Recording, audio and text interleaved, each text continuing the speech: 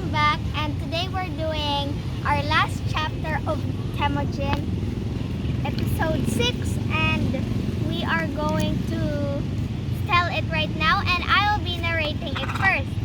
A little introduction of what's going to be happening in our story is that Temujin will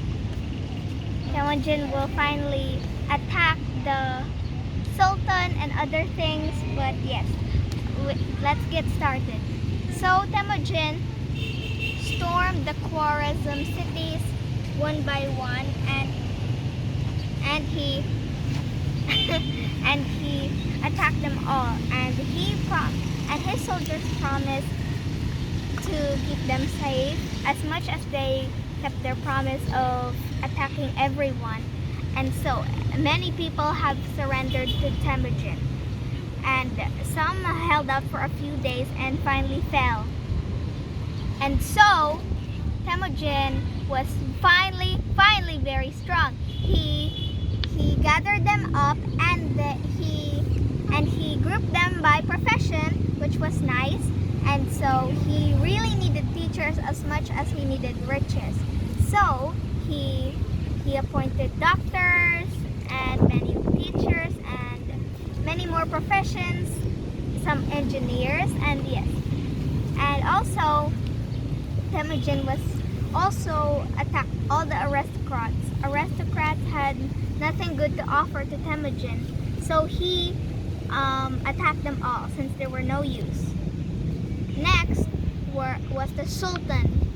He was very mad at him, so he attacked him as well, and so now it was finally good. They were all nice and different. Everything was fine for Temujin now. He also, since Temujin was a father, he was very good at conquering, but he was struggling as a father. So he decided to help his sons, and who would become the new great Khan of the steppe. And so Temujin talked to his sons Jochi, Chagatai, and Ogedei. So he talked to both of them, and he asked Jochi to speak first, and it represented how old he is, how he represents the oldest kid in the family. And so before he could start to talk about it, Chagatai went in and interfered, like he mixed up, and he just went inside the conversation. And so they started to fist fight, and Temujin explained that they should get along with each other, and things have been hard ever since they were not born. And so he explained and begged them to just be fine and normal siblings together. So Chagatai and Jochi agreed, and they have decided that Jochi and Chagatai are not going to become the Khans. Instead, their sweet and charming brother Ogedei was going to become the next Khan. So it was finally settled. He also gave them a piece of their empire each, and he gave Jochi and Chagatai far lands away from each other. And Ogedei could finally rule everything. So that's what happened. After settling with his sons, and he was all good now, he decided to conquer another place in India, which is kinda where silk was produced. But when he tried to, he failed. And when he tried to one more time, the Mongol bows were not really adapted to this very dry weather, and so he went back and retreated, leaving not millions, but thousands of casualties, like they were hurt or injured. And so yes, Temujin had unfortunately had that happen, but he got to celebrate when he defeated the Sultan. So they started a feast for months. They kept hunting and hunting, getting many wolves and many birds and rats or whatever they eat. And yes, that's what they did. So after months, the very hardworking Mongol soldiers saw their great rewards after months, and they were so surprised. They were so happy and enjoyed. Then suddenly, life on the steppe had become very different than before. Now, clothes were in gold, and girls now have servants to do the work for them. They now have steel and many more good luxuries than steppe had ever had before. Ever since Genghis Khan was the ruler, the life on the steppe was very different than ever. And so, yeah, they all cheered, but Genghis Khan was still not fit for this life. He went on to conquer one last thing. And when he went to conquer it, he suddenly and mysteriously died. Unfortunately, no one knows what happened. Some people say they have theories. Maybe someone poisoned him, struck by lightning. No one knows. They have many theories. And a man named Marco Polo said that he was in the time of Kublai Khan, and they said that he took an arrow to the knee. Some people even say that when he was trying to catch some wild horses, he tripped off his horse and suffered severe injuries. So yeah, that's what happened, but no one really knows what. So after that,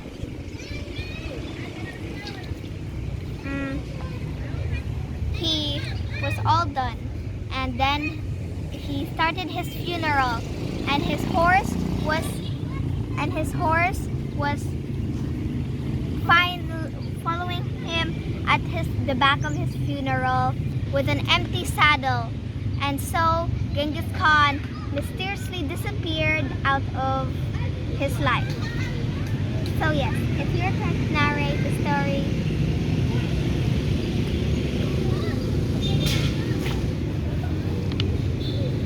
the land of the Khwarezm Empire is the richest and one of the best countries to be. Genghis Khan wanted to defeat that part of the world, but he was not so sure to take over for only one of the things he wanted to have. So he assembled a family, Kurultai,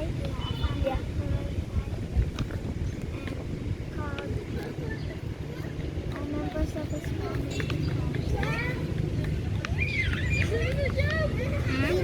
His eldest son Joji speak first because he was the oldest. When Joji was about to enter, some of his other older sons did not agree for him to speak. Yeah, for him to speak. And he interrupted, and he told his father why he should be the future Khan. And the two men started to fist fight. After that, Genghis Khan explained how hard life was when they weren't born. Yeah. And continue. So he said that neither Jochi or Chagatai should not be a future Khan. Instead, there's a cat. Instead, his third son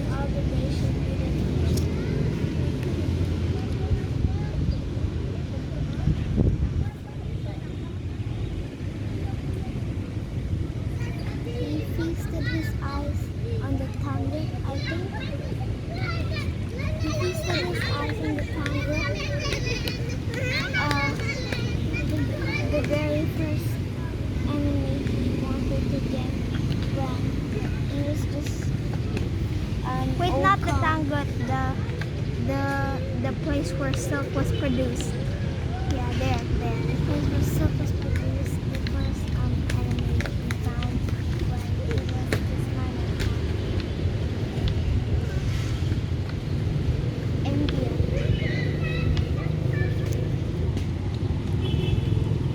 But he faced a new enemy that stopped him when he wanted to go to that empire.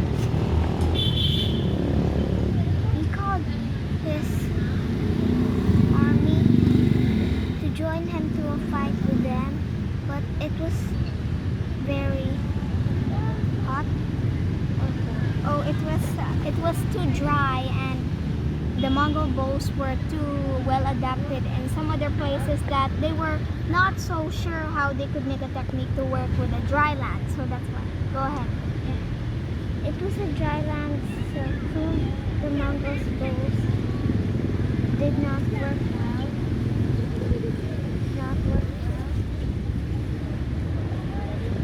So the enemies did not die when they shot their arrows. Some of Genghis Khan's men grew sick, and the horses were weak because of the dry climate in the place, and they could no longer survive. The Mongols were forced to retreat back to the homeland. And when they returned, they saw what happened to the tribe. Those who had spent their days milking goats or cows and yaks have servants now to do the labor for them. To do the work for them.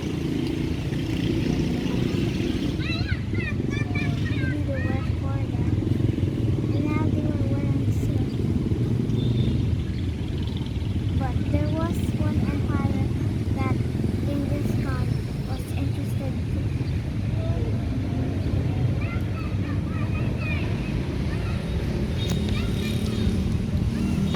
It was a place full of loot in there and silk. Genghis Khan wanted that empire, but that was when Genghis Khan died. No one knows where he was buried, but we know that he is buried in the place of his homeland, the soil of his homeland, and the horse maybe could choose where Genghis Khan could be buried. His horse swallowed Genghis Khan at his funeral. Maybe he was shot. Maybe he got shot, poisoned. I don't think guns were there that time. Maybe with a bow.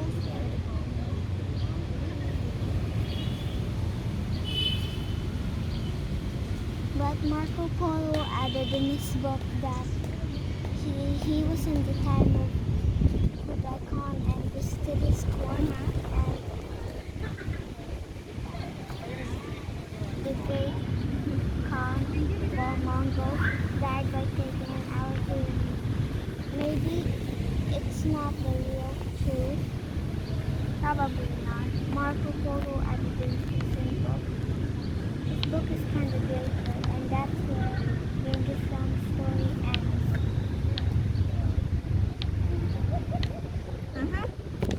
I have something to tell you. Lessons from his life.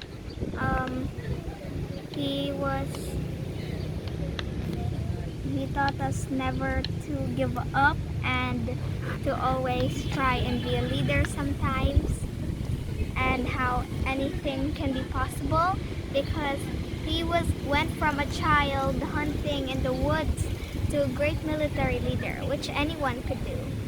Well, probably not now, but still they can do whatever they want in success if they wanted to, whatever they wanted. And I have something to tell you.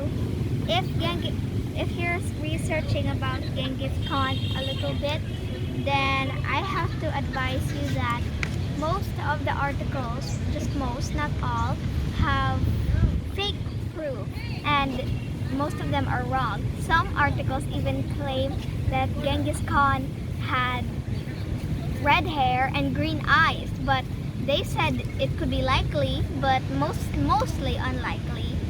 And also another thing I have to tell you is that, did you know in Mongol pronunciation, his name is like Genghis Khan? Genghis Khan.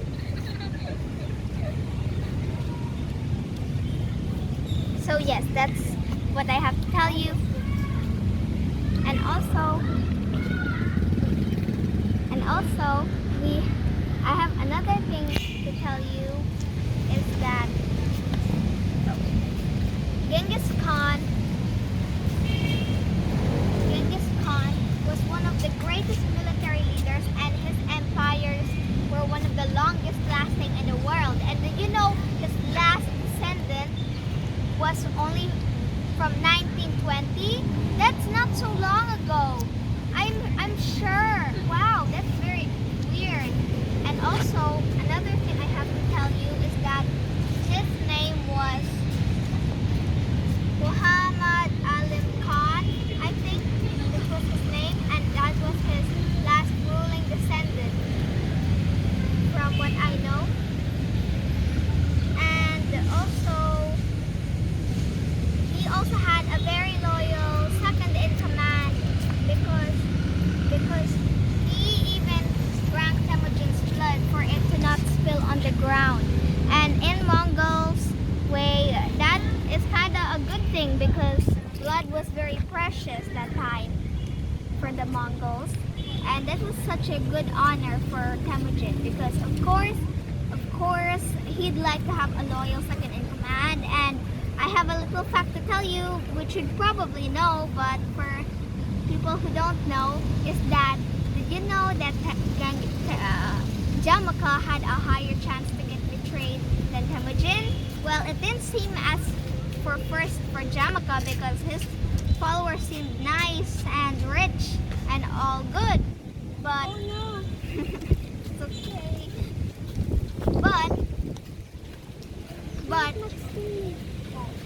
But luckily Temujin was all good.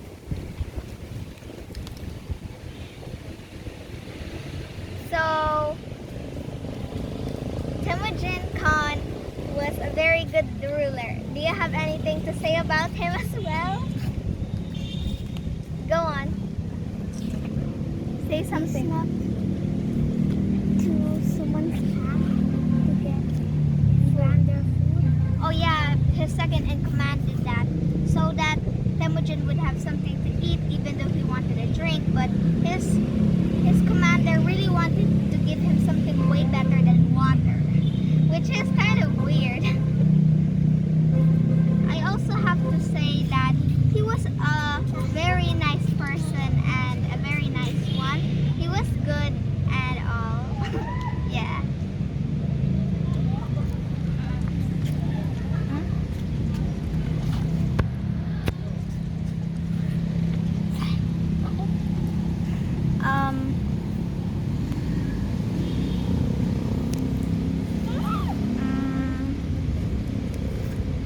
I think that's most of what I know, but I'll think.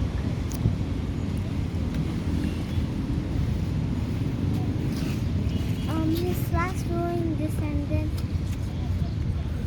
was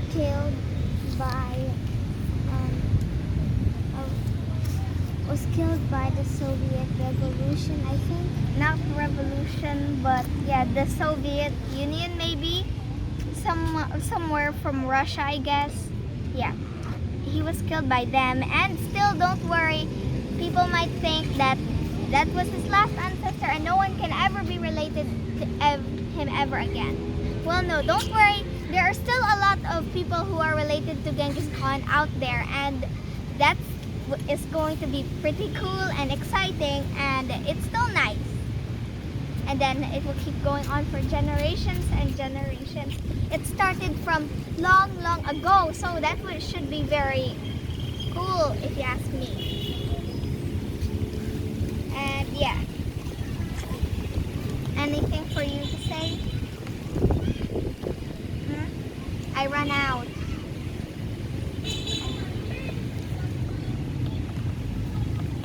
Oh, and maybe I have one last thing to tell you, is that Jamaica really kind of acted bad. He could have probably lived longer and longer if he just agreed to surrender with Temujin and be fine together. But no, he chose to die in an honorable death, which is kind of sad. But yes, Temujin had won. And that is my last detail I have to say. And goodbye. This is the last. Yeah, and this is our last episode. I hope you enjoyed the series of Genghis Khan and our adventure with him. It was like we were going along with him. And I hope you enjoyed. Goodbye.